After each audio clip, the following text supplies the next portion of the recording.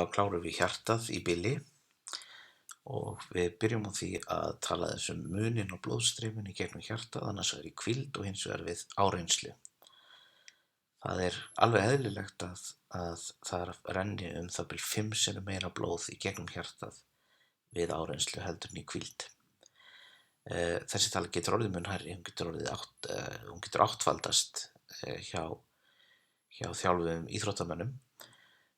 Það hversu mikið hjartað getur dælt miðað við það sem það er vant að dæla, semst munurinn á áreynslu og hvíld, er kallað aukageta og aukageta hjartans skiptir töluvert miklu máli. Þetta er tiltölulega auðvelt að mæla, það er hægt að gera þetta í þrekprófi og þetta getur gefið miklar vísbendingar ástand hjartans vegna þess að þegar að aukageta hjartans minnkar þá er það oft merki þess að eitthvað sé undirliggjandi að hjartanu. Og eins og þessi mynd sýnir þá er í heilbrigðum manni þá er aukagetan svona það bil 5 sinnum meiri við áreynslu heldur en hvíld og svo dregst hún saman og við sjáum að hjá mjög alvarlega hjartveikri manneskju þá er bæði hvíldargeta hjartans og álagsgetan orðin mjög lítil.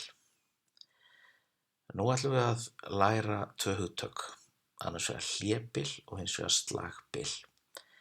Þetta er sem sagt hjartað slær og hvílist þess á milli og við köllum það þegar að það slær slagbil og þegar hvílist hlébil. Eins og við munum úr fyrri hlutanum að þá er hjartað í raun og veru 2 pumpur og hvor pumpa er tvískipt. Við erum með efri hlutan með gáttunum og neðri hlutan með sleglunum. Og þegar við tölum sláttinn í hjartanu þá erum við að tala slátt sleglana, neðri hlutans. Þeir draga saman örlítið seinna heldur en gáttirnar. En sláttur gáttana skiptir svo litlu máli upp á hjartsláttinn almennt að við erum ekki að tala hann. Við erum að tala það hvenær sleglarnir draga saman og sprauta blóðinu út í slagæðarnar. Og það sem að gerist í hlébili, hér er mjög einföldu skýringamynd af hjartanu, 2 aðskildar pumpur með gáttum uppi og sleglum niðri. Í hlébili þá er hjartað í hvíld, vöðvinn er ekki að reyna á sig. Vegna þess hvernig hjartað er staðsett og hvernig æðarnar koma inn í hjartað, að þá lekur blóð einfaldlega inn í hjartað á þessum tímapunkti. Núna lekur blóð úr æðunum inn í gáttirnar og úr gáttunum niður í sleglana. Þannig að án áreynslu fyllist neðri hluti hjartans af blóði. Þegar slagbilið á sér stað, þá kremst neðri hlutin saman, lokurnar upp í gáttirnar lokast, þær geta ekki hleypt blóðinu í aðra áttina og blóðið sprautast út í slagæðarnar af miklu afli. Og þetta er það sem við köllum slagbil. Og við sjáum á þessari mynd sem við skoðuðum áðan blóðstreymið. Annars vegar í hlébilinu sjáum við að blóðið lekur úr æðunum í gegnum gáttirnar og niður í hjartað sem eru þá fullar af blóði. Svo byrjar það að slá og þá sprautast blóðið út úr hjartanu og upp í slagæðarnar. Tölum nú leiðslukerfið, rafleiðslukerfi hjartans. Við ætlum að leggja áherslu á 3 þætti þess. Við vitum að hjartað inniheldur frumur sem myndu slá sjálfar þótt þær fengu enga skipun það frá öðrum frumum. 1% af frumum hjartans eru svona frumur. Það veldur því að ákveðnir hlutar hjartans myndu slá úr takti hverju við aðra ef ekki kæmi til þetta leiðslukerfi. Leiðslukerfið virkar þannig að ákveðin hluti í hjartanu sem við sjáum þarna merktan með tölunni 1, gúlpsnúturinn, þessi hluti hjartans í raun og veru tekur stjórnin á hjartslættinum.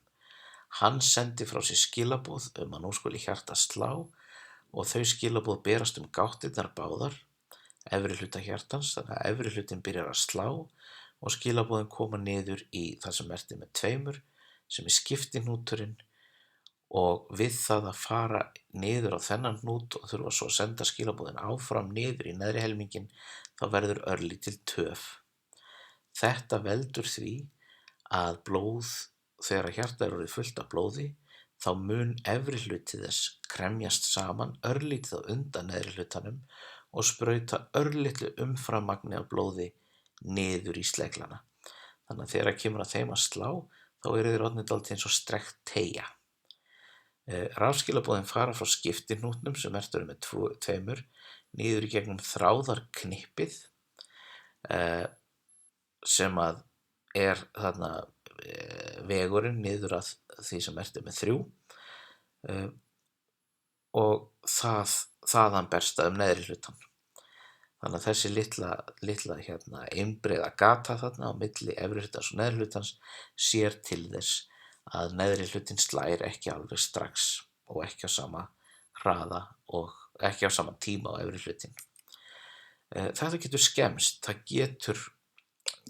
menn geta fengið sjúkdóma, menn geta fengið kransæðastíflur eða einhvers konar sjúkdóma í hjarta sem valda því að boðleiðin á milli efri hlutans og neðri hlutans rofnar. Þannig að til dæmis þarna í þráðarknippinu, þessu mjóa svæði, þá getur hreinlega þarna rofnað sambandið á milli. Það sem gerist þá er að þá mun neðri hluti hjartans bara slá á sínum náttúrulega takti og sá taktur er allt of hægur. Það myndi líða yfir manneskjuna við minnsta álag. Ef það gerist, þá búa læknavísindin yfir leiðum og algengasta leiðin er að nota það sem við köllum gangráð. Gangráður er lítil tölva í raun og veru, lítil rafhlaða sem gefur hjartanu stuð og viðheldur réttum hjartslætti. Þessi gangráðar á myndin er aðeins komin til ára sinna, þeir eru orðnir nýrri og nýjir gangráðar þeir greina hvað líkaminn er að gera og stjórna hjartslættinum mjög vel miðað við áreynslu. Í gamla daga gaf gangráður alltaf sama jafna hjartsláttinn sem þýddi ef áreynslan var mikil að þá var mjög líklegt að manneskjan myndi svima og ekki fá nóg blóð og manneskjan fór aldrei í meiri hvíld heldur en það sem gangráðurinn stjórnaði. Gangráðurinn eins og við sjáum hér, þetta eru leiðslur sem að liggja inn í hjartað, það eru græddar þar og senda rafskilaboð fram hjá skemmdisvæðunum og svo er hann bara græddur undir húðina þar sem er auðvelt að koma að honum og skipta rafhlöðuna ef með þarf. Og hér sjáum við röntgenmynd af manneskju með gangráð. Við sjáum gangráðin mjög greinilega þarna fyrir ofan vinstra brjóstið og svo sjáum við leiðslur úr honum sem liggja upp og svo niður í hjartað sem situr þarna ofan á þindinni og hjartað er þessi skuggi á myndinni sem við sjáum endan á leiðslunni inn í. Gangráðar eru náttúrulega orðnir fullkomnari og nú eru þeir orðnir þráðlausir og hægt er að græða það beint inn í hjartað og þarf enga leiðslur til og það er hægt að sjá upplýsingar frá hjartanu og sömuleiðis senda upplýsingar til gangráðsins. Nú skulum við tala aðeins um hjartalotu. Hjartalota er bara í raun og veru einn hringur af hjartslætti. Það er hægt að skipta honum í mismarga fasa, hjartalotunni. Við ætlum að skipta henni í 3 fasa. Og hér á þessari mynd sést hvernig fasarnir tengjast hlébili og slagbili. Í fyrsta fasa, sem er nú frekar stuttur, þá eru bæði gáttirnar og sleglarnir í slökun. Nú er engin áreynsla í hjartanu.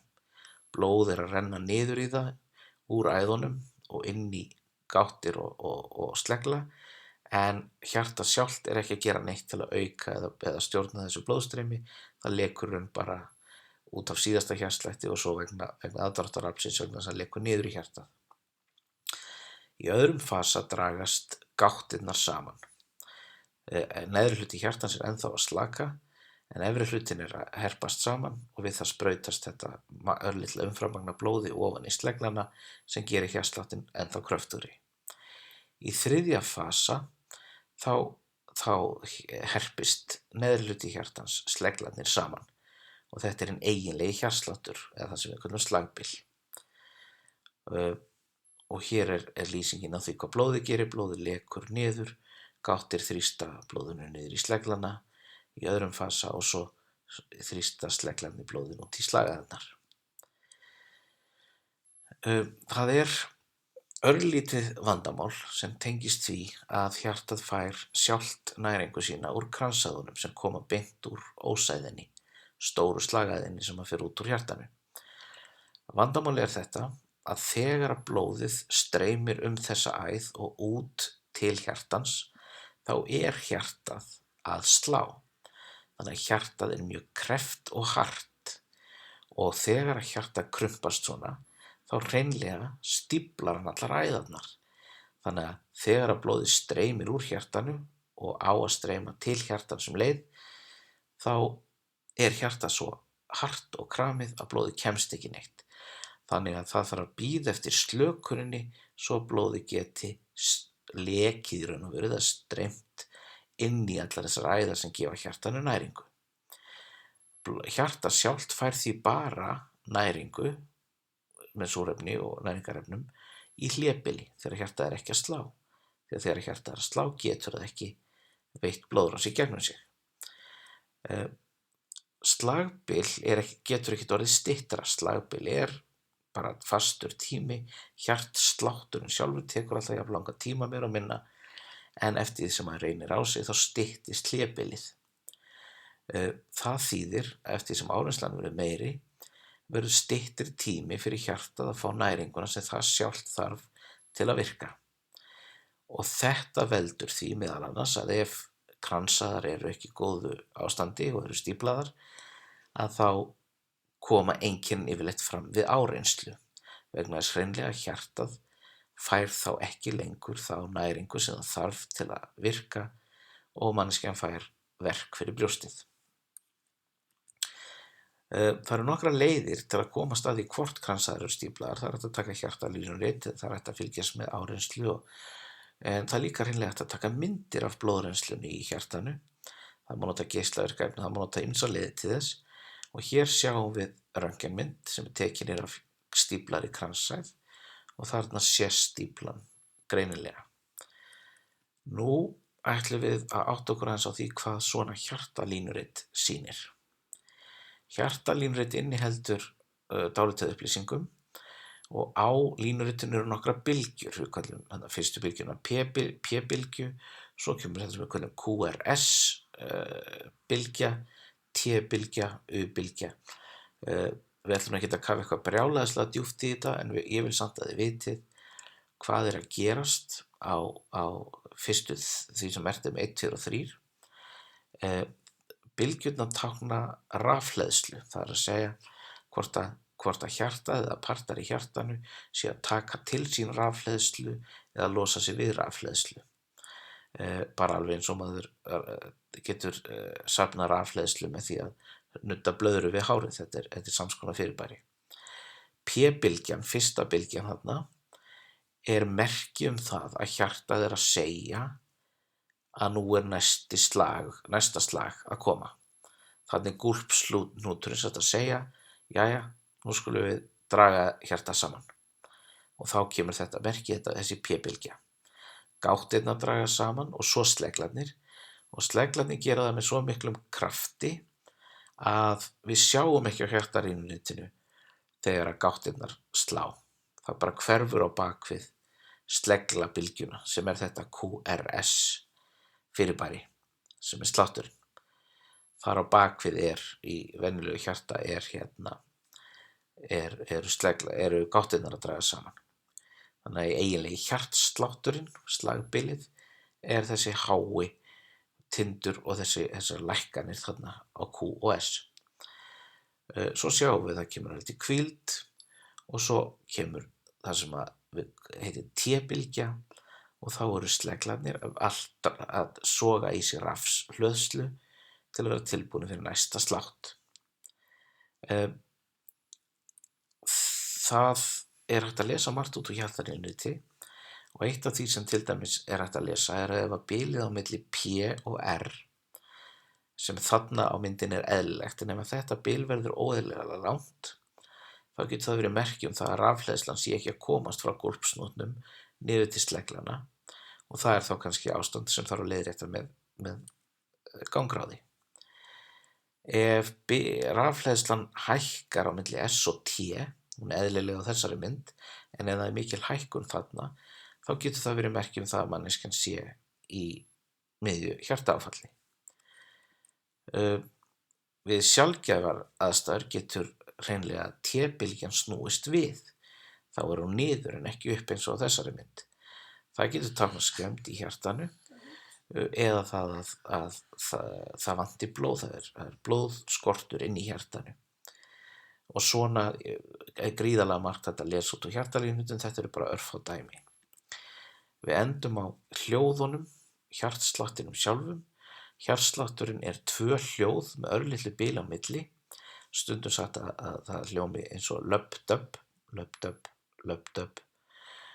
Hljóðið kemur þegar lokurnar í hjartanu skella aftur, en þetta er ekki hljóð í lokunum sjálfum, þær eru algjörlega hljóðlausar. Þetta er hljóð í því þegar blóðið sem var við lokurnar kemst á hreyfingu út af því að þær skella saman og skellur á hjartaveggjunum þar í kring.